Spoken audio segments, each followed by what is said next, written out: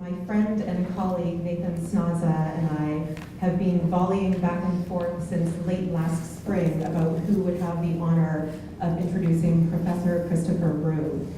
And Nathan finally won out, but I'm still going to sneak this moment to offer just a few words about Chris before Nathan takes his more formal turn.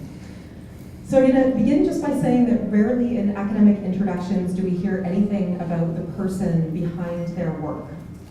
But Chris is someone whose intellectual thought is inextricably bound to his thoughtfulness, his wide ethical reach. More than any other intellectual I have ever known, Chris is a champion of junior faculty, a person whose politics are lived out in his embrace of those less secure. Long before I met Chris in person, he existed as a vital presence in my academic life. He helped me to navigate a book contract, and I came to discover only later, and legitimately, that he wrote in support of my tenure case, and that he also served as an incredibly generous reviewer of my book. He is, in short to me, an academic superhero. And I'm just going to tell a little story. Once Nathan and I co-coordinated a panel at a conference where we assembled a bunch of really smart, amazing people together in a room over the course of 2 days. And Chris couldn't make it, so we Skyped him in virtually. And on the second day, a very smart woman was giving a presentation, and somebody entered the room who we knew, who was a very famous scholar, who's also well reputed to be a kind of intellectual bully. And Chris, sort of a giant head on the wall in front of us, took down this bully at the knees in the most amazing way as he was badgering one of the women giving a talk. And he did so in a style that not only created a loving and generous space within the room, but also won over the bully. And it was this kind of fantastic moment where everybody sort of came together, and Chris did this. So Chris holds for me what I can only call a mythical realness. Someone whose place in the academy makes the academy itself feel not only worthwhile, but loving and endlessly generative. And with this, I invite Nathan Snaza up to offer another kind of introduction to the mythically real Christopher Breu. Thank you so much. That was lovely. You're going to make me completely red. Okay, before I'm going to talk about Facebook. A couple of years ago, a friend tagged me and Chris in a post. We had articles in the same journal issue. And I was thinking a friend of my friend, ... onto his page. His book, Insistence of the Material, had just come out, and the spectacular cover was his cover photo. So I quickly opened a new tab to Amazon.com, ordered the book, and then went back to Facebook.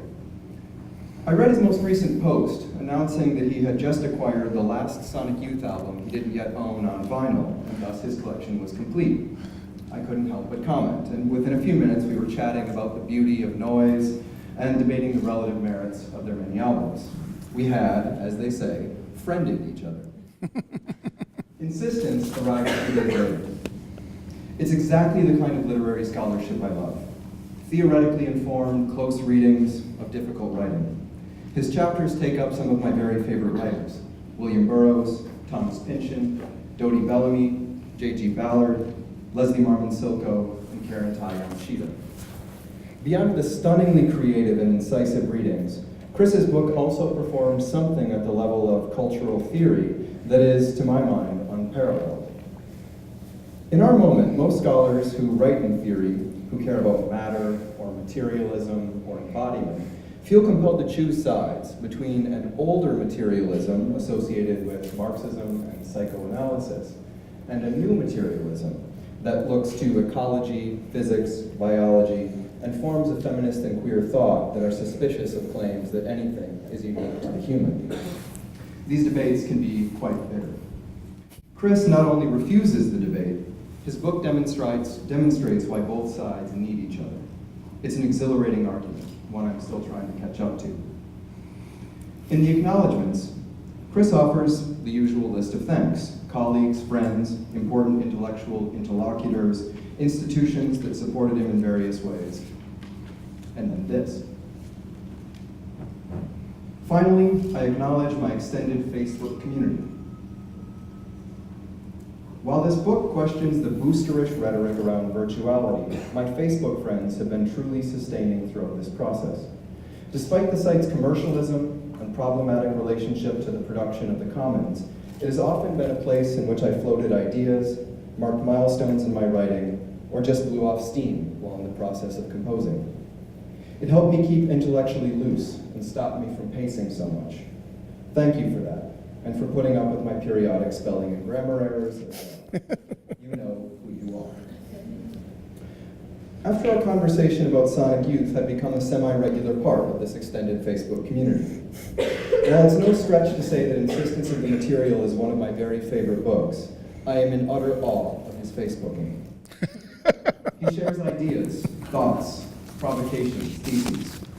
And around him has gathered a group of incredibly, intensely smart folks, including more than a handful of the cultural theorists of our present moment I admire the most. It's here, on Chris's Facebook page, that I feel I've been granted an apprenticeship in thinking. It reminds me, quite literally daily, that thoughts arrive half-baked, uncertain, in need of testing, reconfiguring. Some of our best ideas start out as blurry hunches. Some of our most deeply held assumptions turn out to be stumbling blocks to understanding how messy, difficult, contradictory, and yes, even beautiful the world is. And more than anything, it reminds me that thinking can only be done in common. Last week, after Chris joked that he was still Facebooking like it's 2011, I realized that when it comes time to write my own acknowledgments page to my forthcoming book, I too will have to thank Chris's extended Facebook community. Without them, and without him, I wouldn't have dared to think the way I do. And so it is my genuine pleasure to welcome Chris Breu to think with us this evening.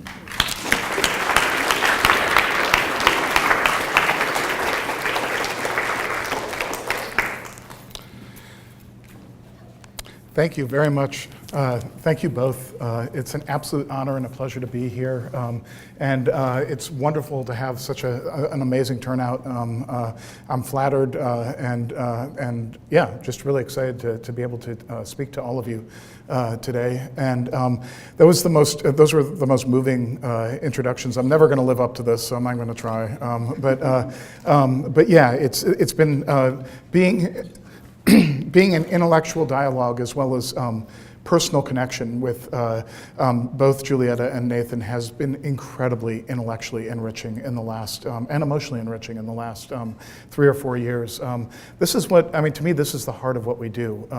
It sort of comes back to what you were talking about with the intellectual commons, that when we get to share knowledge, when we get to talk it through, when we get to push each other, when we get to actually open up and learn something new, open ourselves to the alterity of a different mode of thought. To me, that's at the essence of what this thing is that we do at its best. Anyway, without further ado, except to say that it's funny, when I first started thinking about this talk, I was like, oh, I'm on to other things. I'm actually wanting to work on, I'd done some work on intersex before, and I felt like I didn't want to come back to that. And Julietta was like, but I love your introduction. And I love the way you talk about your own embodiment. And I was like, and so my response to that was like, okay, maybe I could do something with this. Well, now it seems to be blossoming into an actual monograph. So sometimes when people ask you to do things that you don't originally expect are going to, they're going to feel, that you expect they're going to be sort of sidelines or other directions. Often they become the main focus of what you're doing. So this has been one of those serendipitous moments. So I really value that. Also, this talk is probably going to be equal measure, and I'll stop and I'll actually read it, but it'll probably be equal measure both provocation and also a call for community. And I expect both of those responses to probably resonate. So, feel free to come back at me, obviously, and also feel free to think about how we think about communities in our particularly divided, violent, and unequal present. So, okay. In defense of sex, gender's proliferation. Gender everywhere has replaced sex as a category. Mercurial, flexible, and multiple, gender seems of a piece with the speed and viral logic of 21st century life in the global north and in much of the global south. Meanwhile, sex, in contrast, is clunky, sadly binary, stubborn, and thoroughly unsexy. If the undoing of the sex-gender divide was central to the crucial work done by queer and trans theory in the 1990s, gender emerged as the victorious term of this dismantling. While deconstructions are not meant to have victorious terms, this is often what happens when binaries are undone within the larger culture. Thus, when the line between masculine and feminine is undone, masculine often becomes the default norm all over again. Similarly, when the sex-gender divide was rightly deconstructed by queer and trans theorists such as Judith Butler and Jay Prosser, gender emerged as the default category for sexual embodied difference in the academy, in official discourse, and in everyday life. If anything, this tendency has grown stronger in the 21st century. Thus, gender becomes the preferred language to talk about trans identity, many queer identities, and sexual difference more generally. This preference is everywhere visible, from government forms and other official forms, which use gender as a euphemism for the older binary concept of sex, to the proliferation of radically non-binary microgenders on sites like Tumblr. Whether these are actually produced by non-normative folk or as sock puppets by conservative trolls is perhaps less important than their existence as such. On one level, the replacement of sex with gender, when not just cosmetic, as in the aforementioned government forms, makes sense. Sex as traditionally conceptualized is too binary a concept. Its emphasis on male or female functions to efface queer, trans, and intersex embodiments of all sorts. Moreover, it imposes a binary logic on all bodies, doing a kind of epistemological violence to the range of possible embodiments, and working to instill queer embodiments as always functioning off of a binary template. Thus, the logic of sex as a category is often seen to be heteronormative, transphobic, and perhaps also sexist. Moreover, it is tied to an essentialist framework in which the binary of sex appears as the essence to which gender becomes the reflection. Indeed, trans theorists such as Susan Stryker have situated the exponential growth in the affirmation of transgender phenomena within the context of postmodernism more generally. Thus, the turn to gender became central to the constructedness and performativity of phenomena more generally listed under the rubric of postmodernism. While both theories of performance and social construction have been reductively figured in critiques of postmodernism, neither should be understood as either voluntarist or individualist. There are also reasons for why postmodernism, both as a body of theory and as a description of everyday life in the present, has fallen out of fashion. As work within what Stacy Alimo and Susan Heckman described the material turn has demonstrated, social construction as a concept excludes as much as it enables. Thus, things like the resistant, agental, and insistent materiality of the body, of the world ecology, of the built environment, and of aspects of the world economic system itself tend to disappear.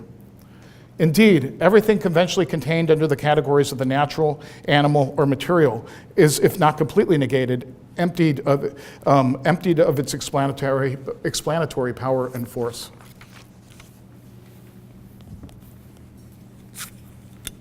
Oh, sure. Yeah, thanks. By the way, I assume that you guys actually thought I was going to talk about fucking, but I'm not. All right, so, except obliquely, maybe. All right. Thus, gender as a thoroughly constructed category might be suspect in our own new materialist moment, if only because it seems to participate in the same thoroughgoing logic of linguistic or cultural construction in which so much of postmodernism participated. There are other reasons to be suspicious of the proliferation of gender and the effacement of sex in our present moment as well. For example, the concept of gender as flexible, individualized, and open to self-expression echoes much of the logic of subjectification in contemporary neoliberalism. While Dan Irving has argued persuasively that transgendered rights claims are often unconsciously rely on the self-entrepreneurial rhetoric of neoliberalism, I want to make a stronger claim here that the contemporary ideas of gender echo neoliberal conceptions of subjectification as such. As Michel Foucault argues, subjectivity in neoliberalism is organized around the logic of human capital, in which a person is supposed to function as a self-entrepreneur through investing in themselves and tailoring their skills, affect, and personality to market demands. Thus, it is no longer the society that has the responsibility to train workers and provide for citizens. Rather, it is the individual citizen who must shape themselves for the market or be risk left behind. Whatever that is. All right. Be risk left behind. Okay. All right, where is, okay. This demand for the performance of human capital becomes ever more pressing as industrial jobs in the global north and certain parts of the global south are replaced by positions in affect, intellectual, communication, and service labor, not to mention becoming ever more automated in some cases. Moreover, as David Harvey notes, flexibility as a logic is applied to both production as a way of keeping costs down by hiring and firing workers and moving production locations, and the workers themselves, holding down multiple jobs, retraining and educating oneself at will, maintaining one's health and competitive advantage, etc. Thus, gender as a thoroughly constructed category might be suspect in our own new materialist moment, if only because it seems to participate in the same thoroughgoing logic of a linguistic and cultural construction in which so much of postmodernism participated. There are other reasons to be is this right? Yeah. Oh no, I'm repeating myself, my bad. Sorry, I've already done that. I don't know how I managed that. Okay, I got it. The current conception of gender as flexible, individualized, performance-based, and often post-ideological echoes this logic all too well. By post-ideological, I'm describing current conceptions of gender that proliferate the category so much that it stops functioning as a category of ideological socialization at all. A conception of gender as a locus of ideological socialization is precisely what was at stake in earlier feminist critiques of the category. While I don't want to re-binarize gender, I do want to interrogate what happens when it becomes so plural, so individually determined, so micropolitical, that it seems to elude larger ideological structures and formations. On one level, maybe it has begun to outstrip the grip of ideology, and certainly I want to affirm the utopian currents at work in various redefinitions, appropriations, and rearticulations of gender. On another level, though, as Louis Althusser has taught us, it is precisely when something seems outside of ideology that we need to interrogate its ideological coordinates.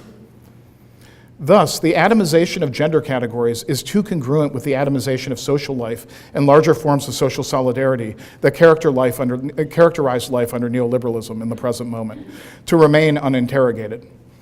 In advancing such an interrogation, I am thinking as much about the common sense logic of how gender is lived, signified, commodified, and talked about in our contemporary moment, as I am about the articulated positions of contemporary gender theory from within feminism, queer theory, trans, and intersex theory. I want to interrogate theory two, however, for its recurring language of performance and performativity in thinking about gender. While I recognize the genesis of the account of gender as performativity in speech act theory and performance studies, the metaphor also echoes in a striking way the emphasis on performance in the logic of neoliberal capitalism. Here, gender is not only a performative iteration, as Judith Butler has argued, but also potentially a maximization of human capital in the logic of neoliberalism.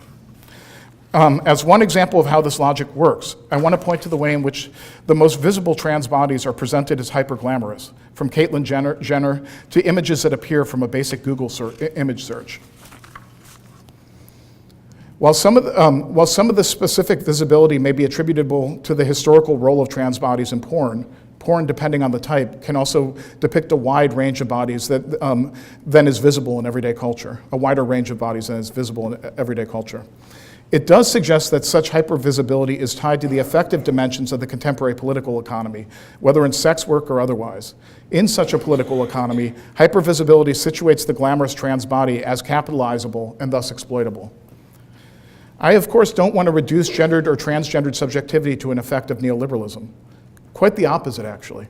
I want to disentangle the logic of gender from neoliberalism in order to enable a gendered and transgendered politics that will be more fully resistant to the depredations and subjectifications of the current heteronormative and biopolitical capitalist order.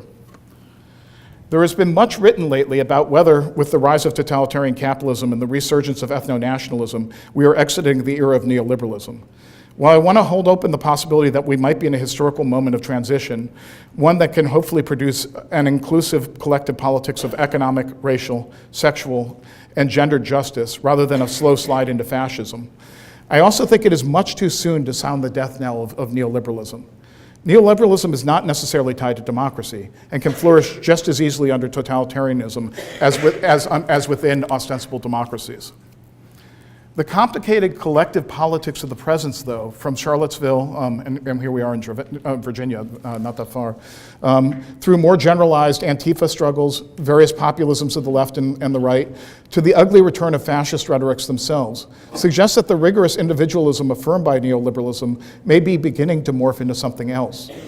Of course, older ideological formations, when being challenged, don't just disappear. They are, however, more fully open to challenge and revision in moments of transition. In reconceptualizing gender and sex to resist the dominant logic of neoliberalism, such is the aim that this talk has in mind. Rethinking embodiment.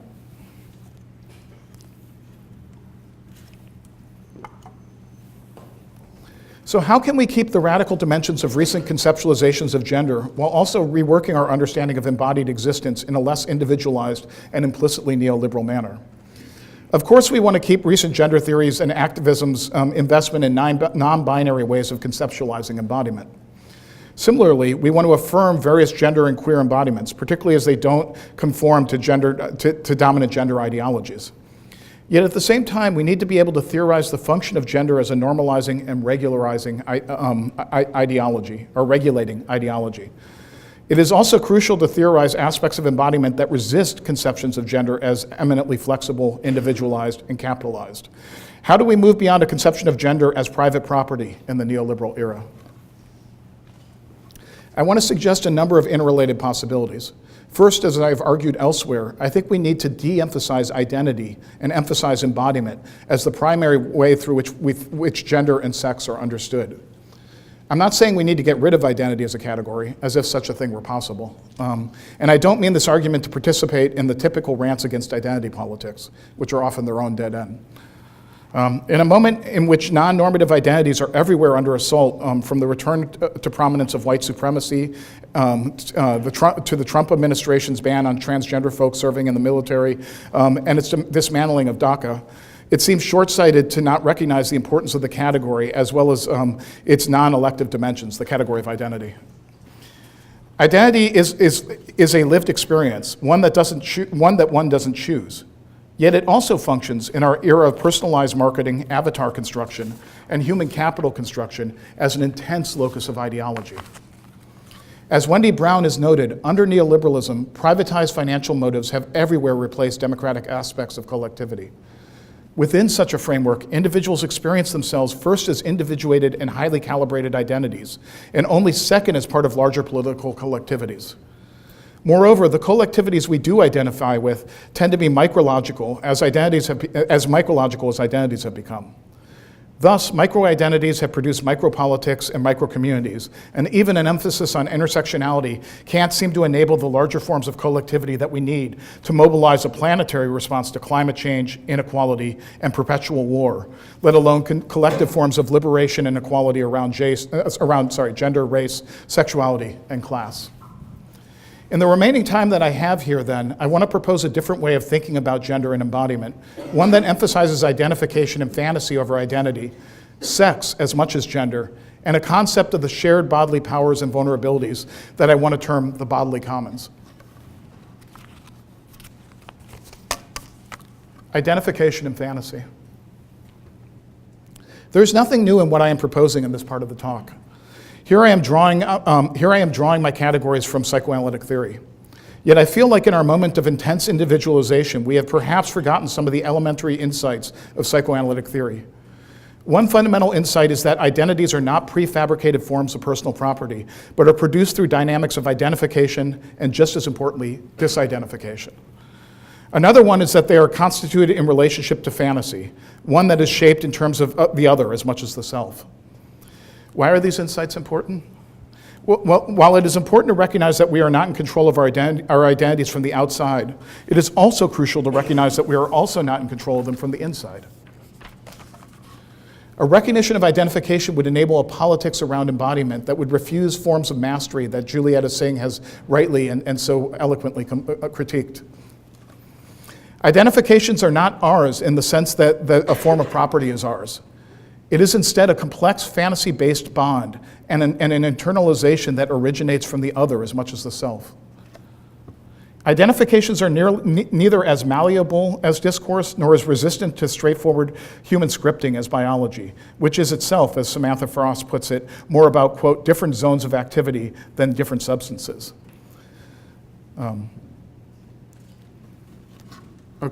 Similarly, they are always partial and involve conscious and unconscious disidentifications as much as conscious identifications. These disidentifications come to haunt the subject as much as identifications help to shape their ego. Thus, it is not just our identifications that shape us, but also what we disavow, reject, and project. Judith Butler argues as much in Bodies That Matter when she theorizes a melancholic relationship to homosexuality as central to the constitution of heteronormativity. Part of what such an understanding of identification would enable is a recognition that we don't start with identities, but instead are split subjects situated in a field of meaning and desire that begins outside ourselves. Moreover, we have an intimate relationship to that which we reject. Such an understanding might short-circuit the endless splitting of political and identity positions in the present moment. Within such a framework, what we call identity is an egoic construction, one that has its own materiality and temporality. This materiality is structured by fantasy and bound in complicated ways with what Lacan describes as the imaginary body, or what Freud alternately describes as the body ego. Our egos are mapped onto our material bodies, and this mapping involves an intertwining of the body's surface, its materiality, and our phantasmatic conceptions of an embodied self, which is often distorted in greater and lesser ways. Thus, I actually imagine myself as much younger and better looking than I actually am. Thus, our sense of our identity is an egoic construction, is not merely an abstract identification, but one that is bodily and becomes intertwined with the materiality of the body and our mental maps of it. It is thus not merely a linguistic or mental construction, but an embodied and lived one. To argue as much is to suggest that fantasy has its own temporality, one neither as flexible as many contemporary conceptions of gender, nor as fixed or immutable as social role theory used to put it. Instead, fantasy is something that is structured as a lived experience to the body, and what Lacan would call the field of the other. As such, it has a complicated temporal persistence. It can neither simply be reworked in relationship to representation, nor is it thoroughly fixed. Instead, it can be worked through, but such a working through often involves repetition. Thus, gender is on some level a set of phantasmatic repetitions through which we live an imaginary relationship to embodiment and desire. These repetitions are not largely voluntary. Moreover, they are often formed by the social and ideological coordinates of the society in which they occur. Yet fantasy is also a privileged ligature between the social and the subjective, the discursive and the material. Thus, gender as fantasy can have many different embodiments, yet these embodiments are neither voluntarist nor unrelated to larger forms of social ideology and power. Gender as fantasy also becomes one of the privileged ways of imagining the body's materiality. Our body egos become part of our somatic mappings of our body. We live out our imaginary body in a variety of ways as it becomes woven, perhaps even stitched, to our material bodies. Thus, the two are intertwined in all sorts of ways. Yet, as I argue above, they are not coincident either. The imaginary body often varies from the material body in all sorts of crucial ways. Moreover, there are many aspects of the material body that are not regularly part of our imaginary body. The return of sex, or its ecstasy when you lay down next to me. Okay. Sorry, I'm cribbing from Barry White there for a minute. All right. In order to theorize the material body, we need to reclaim a concept that has been seen as passé for too long: sex. As I suggested at the beginning of this talk, sex is like gender's awkward sibling, too klutzy, too nerdy, unfashionable, liable to say the wrong thing at the wrong moment. They have little of the sexiness of their glamorous sibling, gender. Yet without sex, gender, with its movie star good looks and its excellent credit rating, threatens to become all too adaptable to the powers that be. For gender to realize its radical potential, then, it needs to rejoin its sibling, sex. Sex, though, needs to be rethought for the age in which the binaries that haunted its initial constitution have been radically challenged by various trans and intersex embodiments. Sex needs to acknowledge what gender has been able to achieve in the 21st century. So what would a concept of sex be if no longer binary? I want to argue that sex can be conceptualized as aspects of the material body that have to do with sexual and gendered embodiment, including, but not limited to, hormones, genitals, sex chemical reactions, and organs bound up with the so-called reproductive system. As Anne Fausto Sterling suggests, there are multiple sexes involved even in fetal development. She distinguishes between chromosomal sex, gonadal sex, hormonal sex, and genital sex. She even leaves room for the possibility of brain sex, which sounds fun, actually. But all right. And yet, the concept of sex I want to articulate here has as much to do with the adult embodiment, or with adult embodiment, as it does with fetal development. Unlike gender, sex is made up of primarily material zones of activity that have their own temporalities and their own insistences. Crucial to such an understanding is recognizing the temporality of sex is not the same as that of gender, even as they intermix and shape with each other, or shape each other. This conception is not binary. Indeed, there are a great range of sex embodiments that are possible, as various intersex and transitioning bodies demonstrate to us. If in one direction sex opens out to the imaginary body and to gender as a lived phantasmatic temporality, in the other direction it opens out to or is shaped by aspects of the material body that exceed and are in a complex relationship to sex, aspects that have recently been theorized by Samantha Frost. To rework her concept from Lacan, sex is extimate. For the subject, sex is an intimate exteriority, but also its inversion, an external intimacy. It is both adjacent and structuring, felt and alien. It is part of the intimate otherness of our material body. We, of course, have access to the extimacy of sex through our imaginary bodies, which intertwine and entangle with the sex body in complex ways. It is also available via the symbolic mappings of science and other forms of knowledge, including that of gender theory. Yet the material of sex is never reducible to our imaginary and symbolic mappings of it. While sex transforms and works by its own temporality, it also exists in tension as well as collaboration with our imaginary mappings of our bodies.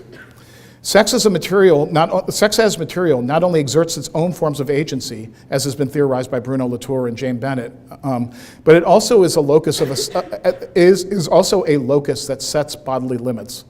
Such limits can, of course, be altered to some degree, particularly in biopolitical capitalism, which includes what Paul Preciado terms the pharmacopornographic regime. But it is never merely a passive site of shaping or manipulation. Sex in this framework functions both as the site of ever more intimate forms of medical, pharmacological, and surgical transformation, and as the locus of ever more intimate yet crucial forms of material resistance, contingency, and access to fantasies of fully mastering the body. Attending to the materiality of the sex body and of material embodiment more generally enables a politics that recognizes the way in which categories like race, gender, class, and sexuality are lived not only on the symbolic and discursive level, but also on the level of the intertwining of the imaginary and material body. It also enables a politics around ecological and political economic issues of health, access to food, exposure to waste and toxins, relationships to violence, relationships to death, etc. It is both one site of transformation for trans folk and a site of unwanted intervention in medical violences done to the intersex body. Such an account of sex and the sex body would give the material its due. It would also resist the fantasies of mastery that often accompany our conceptions of self-invention, individualism, techno-fetishism. Similarly, it would be nice, without obscuring the violence done to intersex bodies in the name of normativity, to also imagine such bodies as sites of sexuality, allure, and pleasurable embodiment. On another level, though, this opposition feels precisely right. It captures some of the larger antinomies that I've been trying to discuss throughout this talk. Thus, there is a way right now that a certain glamorized version of trans fits the biopolitical, individualized, and neoliberal logic of contemporary capitalist life. Successful transition to a conventional gender becomes a fable of self-making, of the successful and seamless integration of technology with the endlessly flexible body. Here, gender becomes flexibility, self-actualization, and perfect performance. Intersex, on the other hand, is the narrative of failed bodies, recalcitrant, scarred flesh, freakish embodiment, and the limits and costs of the body's adaptability. Sex in this version is stubborn, recalcitrant, vulnerable, medicalized, stuck in its ways. It is a loser's rather than a winner's discourse. Is it any wonder then that sex, while coming to large-scale visibility in queer theory and in LGBTIQ communities around the same time as trans, hasn't captured the zeitgeist in the same way? Intersex? That's not sexy. Who wants to focus on that? Yet as powerful as these two ideological narratives are in the culture, they of course do not do justice to either form of embodiment. As I have already argued, the visibility of the glamorous, most often white trans subject exists in tension with all sorts of other less normative and more subversive, more vulnerable, less seamless trans subjectivities. Similarly, there can be a strength and power as much as a failure and vulnerability in intersex embodiments, and we can be sexy in our own way. Indeed, there is a way in which the two categories blur into each other on a conceptual level, even as they remain in opposition at an ideological level in the present. Intersex often involves the creation of a transgender subjectivity as well. Similarly, the trans body often becomes intersex at different moments and in different states and periods of transition. Yet even here, as the two blur, it is important to recognize the initial genesis of each in different categories. Trans is initially about gender and gendered embodiment, a desire for a different gender and a different embodiment. Intersex is initially about sex, about a non-binarily sex body, and the usually external demand to sex this body in a binary way. Thus, even as the two blend with each other and overlap with each other, maintaining the distinction between sex and gender can be productive here too, especially because intersex and trans folk may want very different things based on these initially different embodied experiences. Yet the overlap between the two categories also suggests the possibility for creating a common politics out of these overlapping relationships to embodiment. In order to resist the individualization and micropolitical diffusion of contemporary politics, whether identitarian or otherwise, we also need to think through issues of embodiment that can speak to a range of different embodiments, from the normative to the non-normative, the differently abled, to bodies that are differently classed, raced, gendered, and sex. It is towards such a politics that I want to conclude with a vision of the politics of the bodily commons, one in which we can imagine a collective politics of embodiment that can be part of larger forms of socialist or communist, feminist, queer, and anti-racist struggle. Okay, and I'm almost done here. I guess that's why you don't drink from the bottle. Okay. All right. Towards the bodily commons. In an otherwise rather underwhelming recent book on materialism, Terry Eagleton makes the suggestive claim that we need to think about what is shared or common about the body among humanity in general. While this claim may seem to be too broad and too limiting at once, I think if we rework it a bit, it may hold some real promise. Universalisms, of course, are always in part ideological. If facing differences, including the embodied differences which I've been discussing in this talk, universalisms run the risk of depoliticizing the challenges represented by differently embodied, discursively positioned, and politically and economically situated populations. They also tend to efface privilege while simultaneously writing at large onto all contained within the category, the universalized category. Yet universalisms also have utopian dimensions. To address global issues like climate change, massive inequality, differential exposure to toxins, differential access to medical care, and life expectancy, we will need forms of collective organizing and identification that transcend the categories of contemporary micro-political struggle. Thus, while a notion of the bodily commons may seem too capacious, too effacing of differences, too visionary by half, I also think it's urgently necessary if we're going to address the problems of the present at the scale we need to be effective. Similarly, a human bodily commons may seem too narrow. Given the trans-species and trans-ecological scope of our current global crisis, we need to think in more capacious terms than a merely human bodily commons. To this end, I want to sketch out a politics of the bodily commons and look at this discussion of sex I have just elaborated as one model for thinking about such a commons. Central to the idea of the bodily commons is the notion that while we are differently embodied, there are aspects of embodiment that are shared by a great majority of people and even species.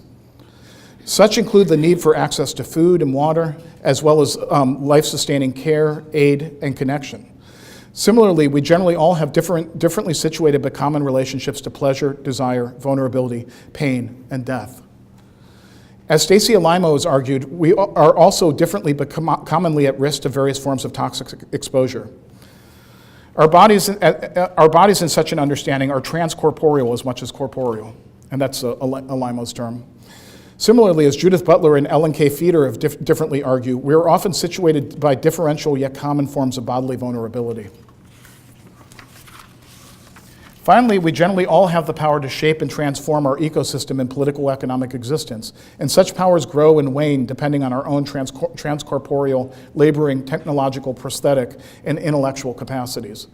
Like the concept of sex I've elaborated, such a concept of the bodily commons is about aspects of the body that not only can change, but also aspects that resist such changes, change at their own temporality, or change in relationship to their own extimate drives. It is about recognizing and valuing the biological, including the biology of reproduction, rather than merely transcending it or fantasizing its abolition. It is about limits as well as possibilities. And as such, it is a commons that works against fantasies of bodily and material transcendence that is central to contemporary neoliberalism and capitalism more generally. Such a concept of the bodily commons may finally be a new version of what Marx called species being. But in this case, it may be a trans-species being, one reconceptualized for our era of bodily precarity, profound economic inequality, and ecological devastation. Thank you.